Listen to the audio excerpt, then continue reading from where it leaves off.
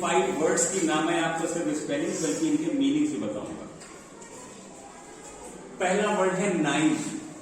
अब इस वर्ड पर गौर करिए कि ये जो 9th वर्ड है, इस वर्ड में सबसे खास बात क्या होती है कि जब हम 9th लिखते हैं तो इसमें 9 में जो ई लास्ट में लगा होता है वो ई हम यहां से हटा देते हैं। यानी 9 लिखने में तो NINE रहता है, लेकिन जब 9th लिखते हैं तो ई हटा के TH लग जाता है। 9th का मतलब होता है क्रम में नवा। इज दैट राइट और नॉट? तो ये बात आपको ध्यान रखना है कि 9th लिखते वक्त हम यहां पर ई नहीं लगाएंगे। नेक्स्ट वर्ड है 12। अब देखिए 12 जब आप लिखते हैं तो स्पेलिंग होती है TWELVE होती है, लेकिन 12th यानी 12वीं जो क्रम होता है उसमें हम VE हटा के क्या लगा देते हैं? FTH। तो ये FTH जो है ये यहां पर बहुत इंपॉर्टेंट है, जो आपको याद रखना है। इसका मतलब होता है क्रम में 12वां। नेक्स्ट वर्ड है 40। 40 का मतलब होता है 40। अब देखिए 40 अक्सर बच्चे क्या करते हैं कि 4 लिखते हैं, उसके आगे TY लगा देते हैं, हो गया 40। लेकिन ऐसा नहीं है। 40 लिखते वक्त हमें जो 4 का U आता है बीच में उसको हटाना पड़ता है और सिर्फ TY जोड़ देते हैं, तो ये वर्ड क्या बन जाता है? 40 बन जाता है। Is that clear? Very good. Next देखिएगा फोटो स्टेट। ये तो वर्ड दिन में हम कई बार बोलते भी हैं, कॉपी में भले ही ना लिखते हो लेकिन पढ़ते और बोलते होंगे। लेकिन देखिए फोटो स्टेट में बच्चों अक्सर हम लोग गलती क्या करते हैं कि लास्ट में ई लगा देते हैं, जबकि इस वर्ड में आप देख रहे होंगे लास्ट में ई नहीं लगा हुआ है। ई लगाने का रीजन ये होता है क्योंकि अलग से जब हम स्टेट वर्ड लिखते हैं तो उसमें ई लगता है, तो हमको लगता है वही स्टेट इसमें जोड़ रहे हैं तो ई लगना चाहिए, जबकि ई इसमें नहीं लगता है। क्लियर हो ना? फोटो स्टेट कहते हैं किसी चीज की कॉपी करना, जीरोक्स करना। नेक्स्ट वर्ड देखिएगा वैक्यूम लिखा हुआ है। साइंस वाले स्टूडेंट्स आप होंगे, आपके में भी ये फिजिक्स वगैरह में आता होगा वैक्यूम, और इंग्लिश में तो पूछा ही जाता है स्पेलिंग टेस्ट में। अब देखिए वैक्यूम में अक्सर मैंने क्या देखा है कि बच्चे डबल C कर देते हैं और सिंगल U कर देते हैं, जबकि यहां बोर्ड पर आप लिखा देख रहे हैं कि सिंगल C है और डबल U है।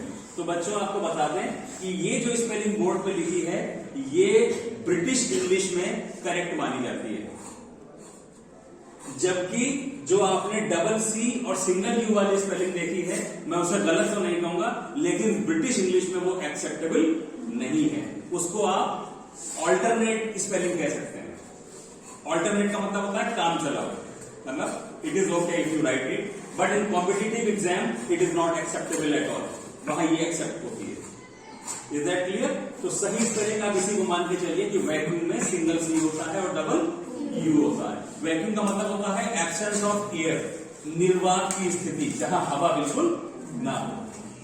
नेक्स्ट वर्ड देखिएगा, इसको हो सकता है आप इसको पढ़ने में गलती कर जाएं और इसको आप डी बट पढ़ जाएं, शायद पढ़ भी रहे हो मनी में, लेकिन इस वर्ड का प्रोनाउंसिएशन होता है डेब्यू। क्या होता है? डेब्यू। इसमें टी को नहीं प्रोनाउंस किया जाता है और BU की आवाज को व्यू करके पढ़ते हैं, डेब्यू। डेब्यू का मतलब होता है किसी भी कलाकार की जो पहली परफॉर्मेंस होती है किसी स्टेज पर, या किसी भी राइटर की पहली बुक जब पब्लिश होती है तो उसको बोलते हैं डेब्यू। या किसी भी हीरो की पहली मूवी जब रिलीज होती है तो क्या बोलते हैं उसको? Debut. Is that clear? Next word देखिए एक्सप्लेनेशन लिखा हुआ है। क्या लिखा है? अब आप अगर ध्यान दें तो जब हम एक्सप्लेन वर्ड लिखते हैं तो एक्सप्लेन में यहां पे ए के बाद में आई आता है, AIN आता है एक्सप्लेन वर्ड में।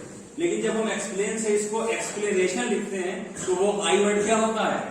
रिमूव हो जाता है।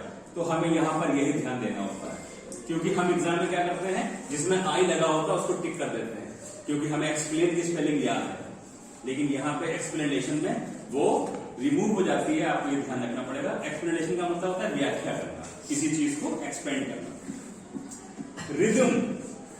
रिदम का मतलब होता है सुरताल। रिदम, रिदम से बना है रिदमिकल।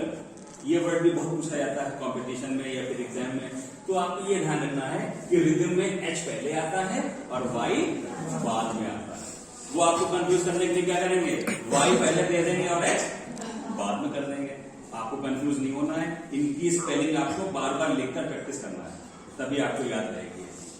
9 देखिएगा, इस वर्ड को पढ़ते हैं हार्मनी। क्या पढ़ते हैं इस वर्ड को? हार्मनी। अब हार्मनी जब हम बोलते हैं किसी बच्चे से, तो वो यहाँ पे मनी की स्पेलिंग लिख देता है, MONEY, क्योंकि मनी वर्ड उसका पढ़ा हुआ है। तो यहाँ पे क्या मैंने MONEY लगाया है? बस यही ध्यान रखना है कि बोला तो हार्मनी जाता है, लेकिन लिखा हारमोनी जाता है। बोला हार्मनी जाता है, लिखा ऐसे जाता है, HARMONY। Is that clear? Harmony का मतलब होता है सद्भावना, मेल जोल से रहना, मिलजुल कर रहना आपस में, that is called harmony. Next, gorilla. क्या है ये?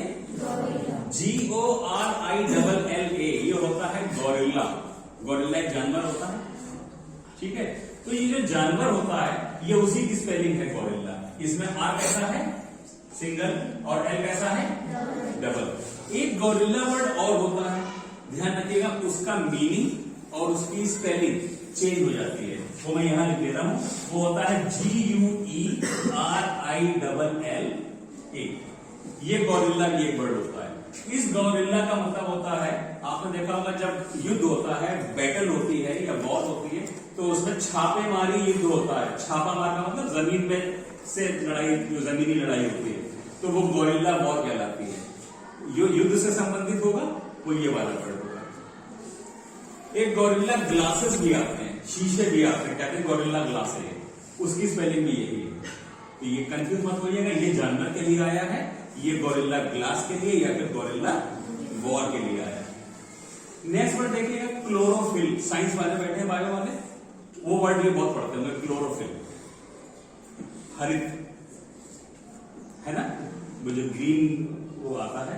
क्लोरोफिल जो वर्ड है, इसमें देखिए लास्ट में मैंने क्या लिखा हुआ है? डबल एल, लेकिन कहीं कहीं आपको सिंगल एल भी लगा दिखाई देगा। तो जो डबल एल वाली है, ये स्पेलिंग एक्सेप्टेबल है, ब्रिटिश इंग्लिश में ये सही मानी जाती है।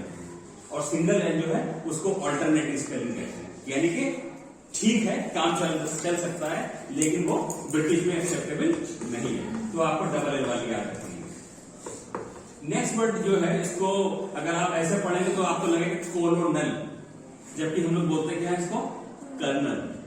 तो ब्रिटिश में इसको कर्नल ही बोलते हैं, लेकिन अमेरिकन में इसको कोलोनल बोलते हैं। जैसे लिखा जाता है अमेरिकन में, वैसे ही बोला जाता है। तो कर्नल जो है, it is a post in army और इन फोर्सेस। फोर्सेस में पोस्ट होती है, इसको कर्नल बोलते हैं। स्पेलिंग इसकी होती है COLONEL। नेक्स्ट देखिएगा, हाइजीन। अब जिन स्पेलिंग्स में IE या EI आता है, वो हम लोगों को बहुत कंफ्यूज करते हैं। जिन स्पेलिंग्स में IE या EI आता है, कंफ्यूज करते हैं, नहीं करते हैं? समझ में नहीं आता यहाँ IE लगेगा या फिर EI लगेगा, तो ये बड़ा प्रॉब्लमेटिक होता है हम लोगों के लिए।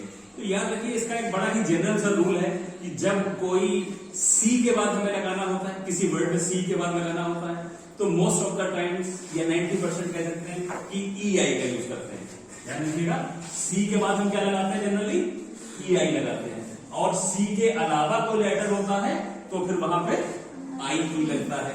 ये एक ब्रॉड सेंस में यूज होता है, हालांकि इसके एक्सेप्शंस भी हैं। कहीं कहीं ऐसा भी आपको देखने को मिलेगा जहां C लगा है लेकिन EI ना लग के IE लगेगा, या फिर कहीं पर इसका उल्टा हो जाता है। तो यहां पर याद रखिएगा, यहां पर IE का यूज हुआ है। ठीक उसी तरीके से हाइजीन का मतलब होता है साफ सफाई, पता होगा। बिलीव जो वर्ड है, वहां पर भी देखिए किसका यूज हुआ है? IE का ही यूज हुआ है। बिलीव का मतलब होता है विश्वास करना। ये वर्ड भी बड़ा इंपॉर्टेंट है, क्योंकि इसमें EI और IE का इशू है। नेक्स्ट वर्ड देखिएगा, सुपरमेसी। सुपरमेसी का मतलब होता है श्रेष्ठता। श्रेष्ठता मतलब सुपीरियोरिटी। सुपरमेसी में खास बात आप देखिए, जब हम सुपर लिखते हैं तो सुपर लिखते वक्त स्पेलिंग होती है SUPER, लेकिन यहां पे ER का क्या हो गया? RE। तो RE होने की वजह से ये वर्ड स्पेलिंग टेस्ट में काफी पूछा जाता है, सुपरमेसी। तो सुपरमेसी का मतलब श्रेष्ठता होता है, स्पेलिंग में ER ना होके RE हो जाता है, सुपरमेसी, ऐसे पढ़ते हैं। This word is martyr. This word is martyr. Martyr कहते हैं one who sacrifices his life for his country. अपने देश के लिए अपनी जान को कुर्बान कर देना शहादत कहलाती है, शहीद होते हैं वो। तो उस वर्ड को इंग्लिश में क्या कहते हैं? मार्टियर। तो मार्टियर की स्पेलिंग होती है MARTYR। Is that clear? Next देखिएगा लिक्विफाई। लिक्विड वर्ड सुना है आपने? लिक्विड में क्यू यू के बाद क्या आता है? आई आता है।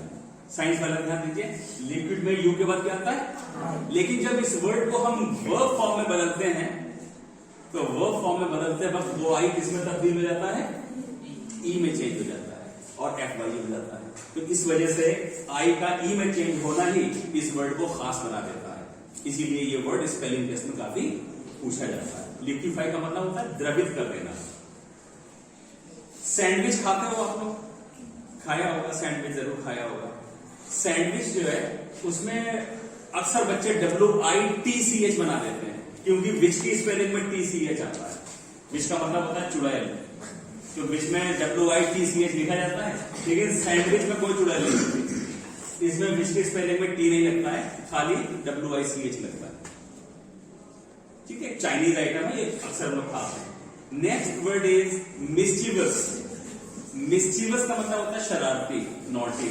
अक्सर लोग इसको मिस्चीवियस कहते हैं, दैट इज रॉन्ग, इसकी इनकरेक्ट प्रोनाउंसिएशन। अब देखिए इसमें भी बच्चों, एक तो आपको आई लगाना है ना कि EI, और दूसरा यहाँ पे VOUS लिखा जाता है ना कि VIOUS। तो इस स्पेलिंग में भी काफी मिस्टेक्स में देखता हूं बच्चे करते हैं।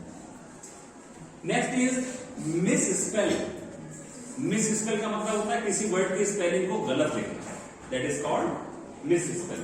अब देखिए जब मिस लिखा तो MIS हो गया, और जब स्पेल लिखा तो SPELL हो गया, यानी 2 S आ गए और 2 L आ गए। प्रैक्टिस करिएगा, याद हो जाएगी आपको। Next word is weird. Weird पढ़ते हैं, क्या पढ़ते हैं इसको? वियर्ड। और वियर्ड में भी EI होता है। अभी मैंने बताया था कि अक्सर C के बाद में EI लगता है, जबकि देखो क्या यहाँ पर C था? नहीं था, फिर भी EI आ गया, तो ये उसने उस रूल को काट दिया, एक्सेप्शन आ गया उसका। वियर्ड का मतलब होता है स्ट्रेंज, पिक्यूलियर, कोई चीज की विचित्रता के लिए यूज होता है। कहते हैं he was a very weird person, वो तो बहुत विचित्र आदमी है। He does not behave properly, वो ठीक से व्यवहार भी नहीं करता, he is weird. Next word देखिए प्रोनंसिएशन। क्या है वर्ड ये? Pronunciation. His pronunciation is not good, उसका उच्चारण अच्छा नहीं है, ठीक नहीं बोलता है वो। लेकिन बहुत सारे बच्चे इसको क्या बोलते हैं? प्रोनाउंसिएशन। तो ये प्रोनाउन अलग वर्ड होता है और प्रोनंसिएशन अलग वर्ड होता है। तो प्रोनाउन में NOUN लगता है, लेकिन ये प्रोनन है तो इसमें NUN लगता है। ओके, इसका मतलब उच्चारण। नेक्स्ट वर्ड देखिएगा, एक बीमारी का नाम है ये पायरिया। क्या है? पायरिया। अब हिंदी में तो ऐसे पायरिया बोलना, दैट डजंट मैटर, कोई फर्क नहीं पड़ता, लेकिन लिखने में क्या पायरिया दिख रहा है आपको? मतलब पता नहीं क्या क्या उन्होंने इसमें डाल दिया था। PYORRHOEA। ऐसे अगर आपके सामने वर्ड आता शायद आपको पढ़ने में भी दिक्कत आती है कि इसको सर पढ़ेंगे कैसे, लेकिन पायरिया बीमारी सुनी हुई ना आपकी सबकी। इस वर्ड को क्या बोलेंगे बच्चों? पायरिया। बीमारी है, दांतों में हो जाती है ना पायरिया, ब्लीडिंग होने लगती है गम से। नेक्स्ट वर्ड देखिएगा स्किलफुल। स्किलफुल भी आपको कई तरीकों से लिखा दिखाई देता है। स्किलफुल में क्या खास बात होती है? कहीं पे तो आपको स्किल में सिंगल एल दिखाई देता है और कहीं पे डबल एल दिखाई देता है, तो दोनों ही स्पेलिंग सही है। ये ब्रिटिश इंग्लिश में सही है, और जिसमें डबल एल हो जाता है बीच में स्किल में, वो अमेरिकन स्पेलिंग में सही है। लेकिन हम लोग किसको फॉलो करते हैं? ब्रिटिश स्पेलिंग को फॉलो करते हैं ना, ब्रिटिश इंग्लिश को। तो हमें ब्रिटिश वाली याद करनी है, वही बोलनी है, वही प्रोनाउंस करनी है। इसका मतलब होता है कुशल, एफिशिएंट, दक्ष, डेक्स्ट्रस, ये इसके मीनिंग। नेक्स्ट वर्ड है, अच्छा स्किलफुल के अलावा एक वर्ड और मैंने आपको शायद बताया था, फुलफिल। उसकी स्पेलिंग में भी यही सिंगल एल रहता है ब्रिटिश में। फुलफिल का मतलब होता है किसी चीज को पूरा करना, ठीक है। और अमेरिकन स्पेलिंग में उसमें डबल एल होता है, लेकिन बीच में नहीं होता है। वो कहां पर होता है? उसमें लास्ट में होता है, बताया था। Last but not the least, this word is harassment. ये वर्ड क्या है बच्चों? हैरेसमेंट है। हैरेसमेंट की खास बात यह है कि आर कैसा होगा? सिंगल होगा। एस कैसा होगा? डबल होगा। हैरेसमेंट का मतलब होता है किसी का शोषण करना, एक्सप्लॉइटेशन करना। वही इसी से मिलता जुलता एक वर्ड होता है एम्बैरेसमेंट। उसमें क्या हो जाता है? एम्बैरेसमेंट का मतलब होता है शर्मिंदा करना किसी को, ना, शर्मिंदा होना। उसमें आर भी डबल हो जाता है और एस भी डबल हो जाता है, तो उसकी स्पेलिंग हो जाती है EMBA तो आज हम लोगों ने ये 25 स्पेलिंग सीखी और 25 स्पेलिंग्स आप इसकी घर पे जाकर प्रैक्टिस करिएगा, उसमें क्लास में हम लोग इसका टेस्ट करेंगे। Thank you so much.